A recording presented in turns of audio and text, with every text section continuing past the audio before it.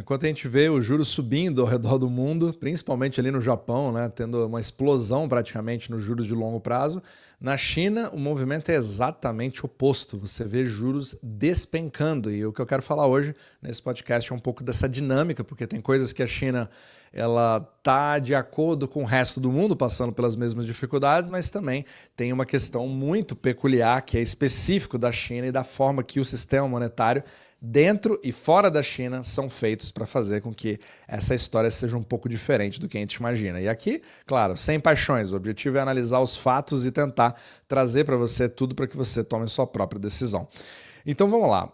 Primeiro que nós temos hoje uma dicotomia bem interessante. Então, quando você olha a taxa de juros aqui nos Estados Unidos, é aquela bagunça, né? Você tem aquela subida, descida, tá um zigue-zague, desestabilização ali do famoso colateral que eu falo nesse podcast, né? Porque a dívida americana é usada em todo o mundo para você obter crédito, e quanto mais volatilidade, menor o crédito.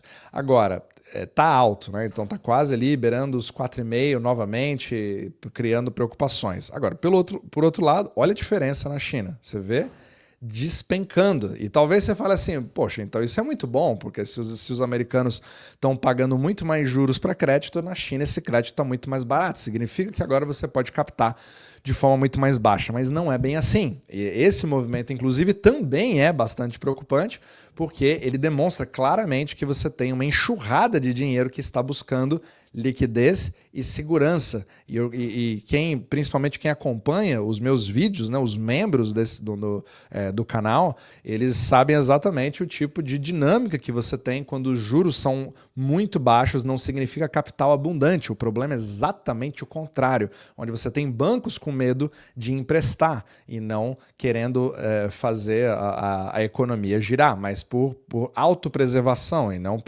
simplesmente por querer fazer mal à população e nada disso. E é isso que a China precisa controlar a partir de agora. E foi por isso que ela já começou a fazer uma série de mudanças. Então é claro que na visão clássica, você fazer corte de juros é nada mais do que você acompanhar a própria curva de juros, né? Os bancos centrais, como eu digo, independente de ser o Fed, o Bacen, o PBOC, o Banco do Japão, né, o Banco da China, todos os bancos centrais fazem exatamente a mesma coisa. Eles não lideram, eles estão sempre ali de uma forma reativa sobre o que acontece. Então o objetivo é muito mais criar uma narrativa de que, olha gente, eu estou cortando agora os juros do mercado imobiliário porque eu quero voltar a fazer a economia ser reestimulada. Lembrando, né, de toda a crise que aconteceu no real estate, no mercado imobiliário da China, onde criou uma série de empréstimos podres, né, de crédito podre que está sendo limpo dentro da economia, mas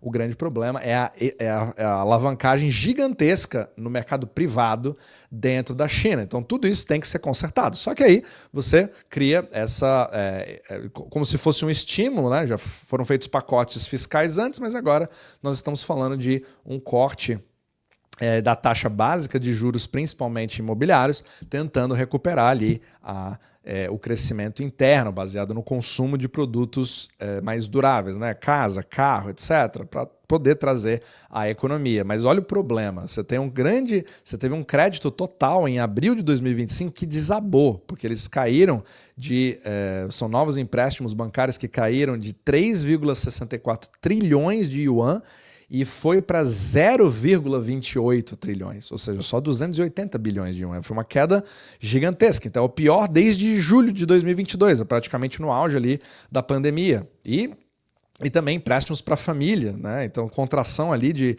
521,6 bilhões de yuan só em abril, principalmente na parte das hipotecas. E também tem uma parte ali de financiamento social que é chamado ali na China, que despencou também de 5,89 trilhões para somente 1,22 trilhões de yuans. Então, refletindo ali um colapso da demanda por crédito. E é isso exatamente que está tentando ser feito. Mas o problema persiste. Então, isso aqui inclusive a própria mídia chinesa, né? Uma do South China Morning Post, que você vai ver aqui na descrição. Eu tentei até entrar naqueles...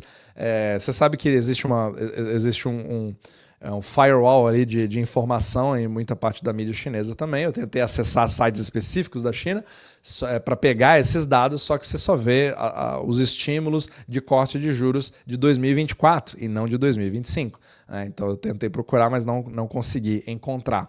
Então aqui você vê claramente um movimento bastante contrário. Inclusive, se você der uma comparada com a curva de juros americana, dá uma olhada aqui, essa azul aqui de cima, com juros bem maiores, né? Aquela curva meio invertida, desinverte aquela bagunça, e a China está tudo aqui literalmente despencando, mas principalmente ali, ó, entre 1 a 2%, bem baixo, principalmente os de curto prazo. Isso mostra claramente busca por segurança, busca por liquidez. Só que agora, olha o problema. Mesmo que você faça o corte de juros e você tenha aquela expectativa de que as coisas vão melhorar a partir de agora, porque vai gerar mais crédito, porque o crédito está mais barato, como se fosse um passe de mágica, né? Pelo menos a expectativa de todo o Banco Central, isso cria o problema contrário. Isso acaba gerando mais contração ainda por conta das legislações bancárias que são mundiais, de Basel III, que obrigam os bancos a respeitarem determinados padrões, fazendo com que as suas margens para poder expandir o seu balanço e dar empréstimos fiquem cada vez mais apertados, ou seja, cada vez menos propensos a fazer esse empréstimo acontecer. Mas antes de eu entrar nessa dinâmica, só para relembrar o pessoal, com essa confusão é muito difícil saber no que investir, né? Então, se você quiser dar uma olhada no seu portfólio, falar com alguém da nossa equipe para dar uma olhada se você pode fazer uma outra alocação, vale a pena agora investir na China, vale a pena investir nos Estados Unidos, na Europa, no Brasil, como que eu vou fazer um portfólio bacana? Você pode escanear esse QR Code aqui, acima e também nos links da descrição abaixo. Se você quiser ler mais, entender como é que funciona todo esse sistema monetário da forma que não se fala por aí, você pode se tornar membro aqui no YouTube, clicando no botão aqui abaixo de Seja Membro, ou também ler os meus artigos, research, inclusive a minha alocação pessoal de como eu invisto meu dinheiro pelo Substack, né, onde eu escrevo ali a maior parte dos meus artigos. Todos os links estão na descrição abaixo para você poder acompanhar. Então vamos voltar aqui para essa nossa curva de juros aqui. Então, se você parar para pensar, as regras de capital hoje dos bancos, elas são extremamente rígidas, principalmente depois de 2008. Então, você precisa focar em ativos seguros, né, para poder permitir que você faça empréstimos. E o Basel III aumentou muito a rigidez dessas definições de capital para risco. Só que quando você começa a apertar, você faz o corte da taxa de juros, que é essa, na verdade, da esquerda aqui, que é onde os bancos centrais, seja o Fed, né, em cima, ou embaixo a China, nesse roxinho, você só controla essa parte. O resto é meio que o livre mercado, certo? Então você acaba criando um paradoxo. Você cortando essa taxa básica de juros, você reduz mais ainda as possíveis margens de arbitragem que os bancos chineses poderiam fazer, deixando o balanço deles mais apertados ainda. E aí você piora mais ainda o problema de dar crédito a quem mais precisa na China para voltar a comprar o seu apartamento. Isso faz muito parte da cultura chinesa, mas infelizmente acaba criando o problema contrário. Então é sempre essa corrida de gato e rato, de narrativa.